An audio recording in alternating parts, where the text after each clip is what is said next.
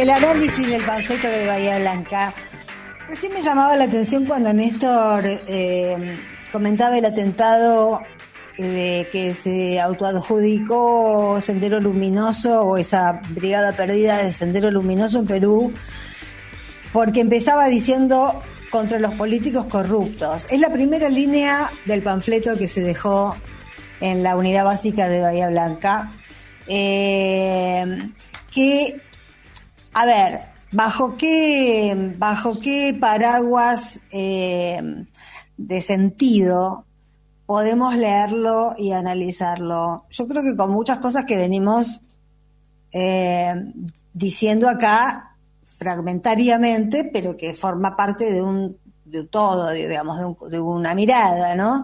Yo recordaba a Berardi cuando hablaba de que la ultraderecha trabaja sobre un poder cognitivo deflacionado, es decir, sobre gente que está pensando la realidad de una manera extraña. Pensaba en el nonsense, en aquella columna donde hablaba de que la primera condición del no sentido, de una corriente que existe y que rompe, se llama del no sentido, es la ruptura de todas las reglas. Es un poco inescindible ese texto con algunas aseveraciones que escuchamos ayer por parte de los manifestantes en distintos lugares del país contra la cuarentena, porque todo se está articulando gracias a, me parece, ¿no?, al sinsentido que parte de los dispositivos mediáticos que son monstruosos por su tamaño y por su capacidad de réplica, me refiero, ¿no? Ese panfleto tiene algunos componentes que nos pueden hacer pensar en elementos de extracción de ultracatólica, porque en realidad pero no tiene sentido tampoco, no es una organización estructurada.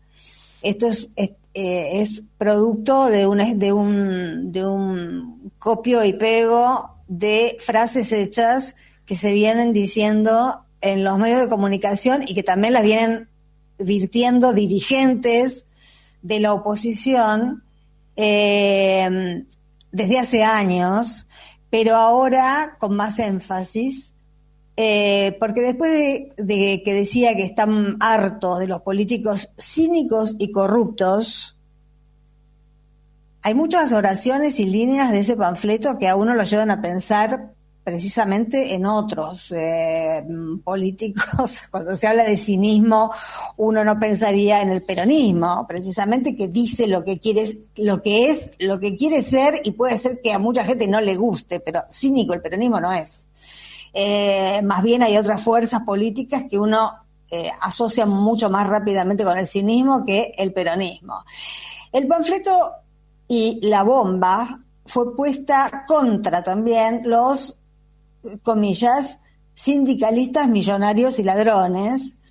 No nos gustan los sindicalistas millonarios, pero de ahí a pensar que todos los sindicalistas son o millonarios o ladrones hay un largo trecho. La simplificación y la generalización es una herramienta que usa la derecha y la ultraderecha desde hace mucho tiempo para meter a todo el mundo en la misma bolsa, porque además a mí me llama la atención que esta gente que estos pone bombas, estén hartos de los políticos corruptos, pero no de los empresarios corruptos, que son los que han originado la base de la pobreza en la Argentina en la actualidad. No la generaron los políticos corruptos, sino los empresarios puestos a la política, puestos a hacer política. Pero eso se lo saltean, porque siempre están contra los políticos, nunca contra los empresarios. Contra esta tercera línea, a mí la verdad que uno se queda un poco impactado. Los periodistas cómplices y militantes, yo no creo que estén pensando ni en Leuco, ni en Majul, ni en ninguno de esos. Más bien creo que están pensando en 678, ¿no? A mí me parece que están pensando en ese perfil de periodistas que son los que le molestan y que son los que han sido perseguidos, efectivamente. No los que han usufructuado esa presunta complicidad y la han asociado con o asumido como una militancia. La palabra periodista mercenario acá no aparece. Lo que le molesta es el periodismo militante. Los jueces, esta es la cuarta también, o sea, es todo un nonsense. Los jueces puestos a dedo y sin justicia. ¿A quién va el reproche puesto eso en una básica de la cámpora? ¿A qué juez puede poner a dedo la cámpora? Bueno, después, el 70% de la pobreza. Se le fue un poco para arriba el número. Pero de todas maneras, en el gran componente de esa pobreza, que es la que padecemos todos, además de la pandemia, es inevitable ver el piso que nos dejaron otros políticos, que son más bien empresarios o brokers o buitres, y que no tienen nada que ver con la cámpora, que odian a la cámpora. Otro de los ítems que se desglosaba en ese panfleto era que nos tratan como ganado. Entonces acá viene la parte del panfleto que uno puede empezar a asociar con las políticas de cuidado o restricciones a las libertades individuales, como le llama la derecha y la ultraderecha. Nos tratan como ganado, después dicen nos quitan la libertad. La libertad, bueno, sí, vaya uno a saber a qué libertad se están refiriendo. Se quejan de las jubilaciones de indigentes que cobran los jubilados argentinos. Tampoco hay ningún tipo de asociación ahí con la cámpora. Los que recortaron las jubilaciones, los últimos que recortaron las jubilaciones en la Argentina, ha sido Juntos por el Cambio y la vez anterior la ex ministra de Seguridad de Juntos por el Cambio. Pero ellos ponen la bomba en la básica de la cámpora por las jubilaciones de indigentes. Acá viene la parte donde esto que dije hasta ahora y que puede ser como un extracto ridículo y carente de sentido, porque en la violencia política de la que tenemos memoria, en la violencia de los 70, había bandos perfectamente individualizados, había,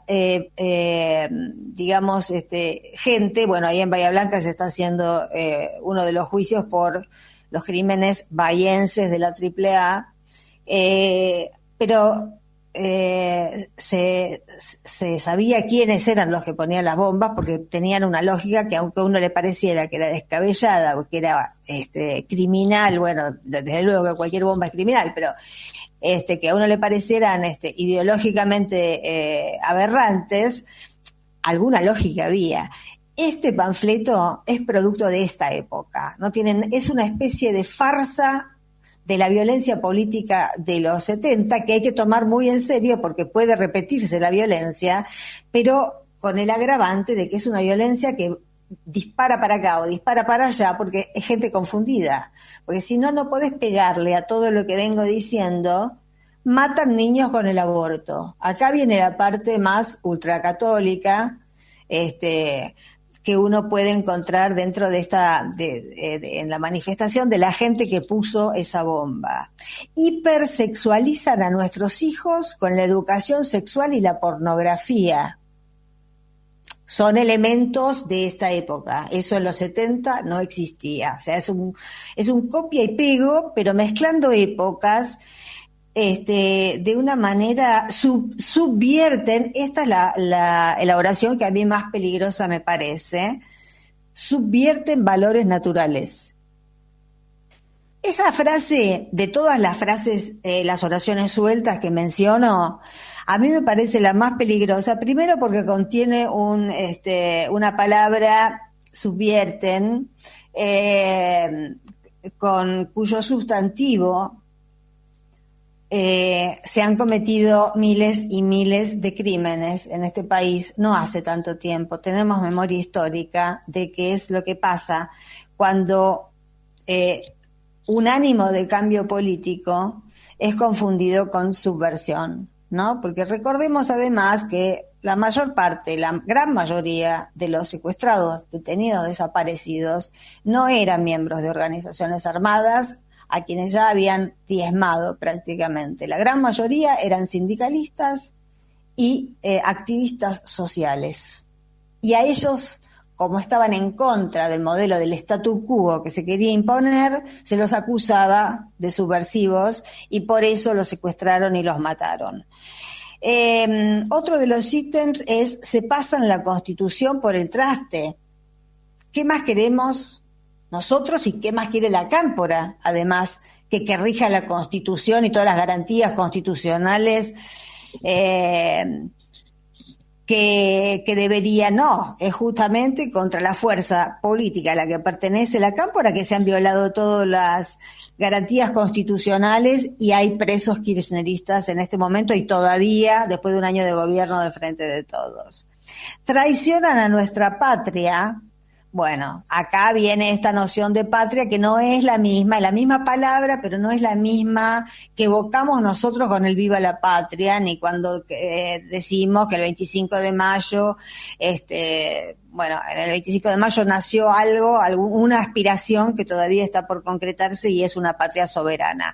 Ellos no, estos no, por eso hay algo de nacionalismo ultracatólico en este panfleto.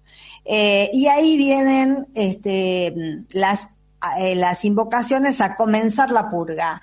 Hay que tomárselo muy en serio porque efectivamente lo plantean como el inicio de una purga.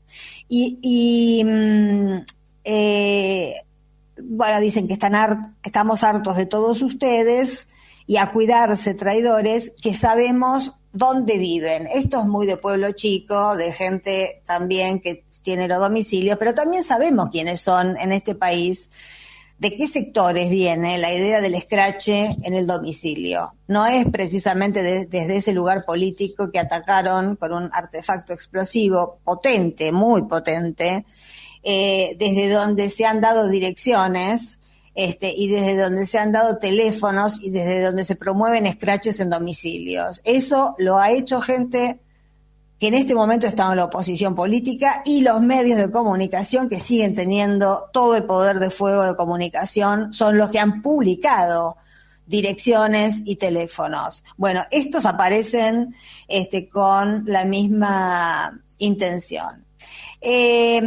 Tal como vos decías, Roberto, en tu comentario de las 10 de la mañana, yo creo que lo que ha pasado en Bahía Blanca, es inescindible de incitaciones a pasar a la acción que hacen algunos comunicadores, que yo creo que deberíamos dejar de mencionarlos y dejar de inflarlos, porque precisamente cada día está más, es evidente que están buscando el borde de la provocación y que eso los ha inflacionado en el sentido de que sin esas provocaciones y sin esas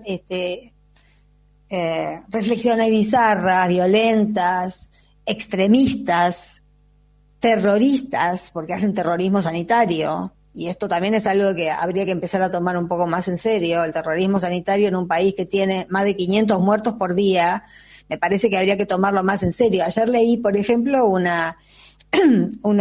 comunicado de la Defensoría del Público en un sentido absolutamente correcto, pero con un comunicado de la Defensoría del Público no solucionamos nada. Es decir, acá hay que empezar a, si hay leyes vigentes en contra de la incitación a la violencia, de la incitación al delito, del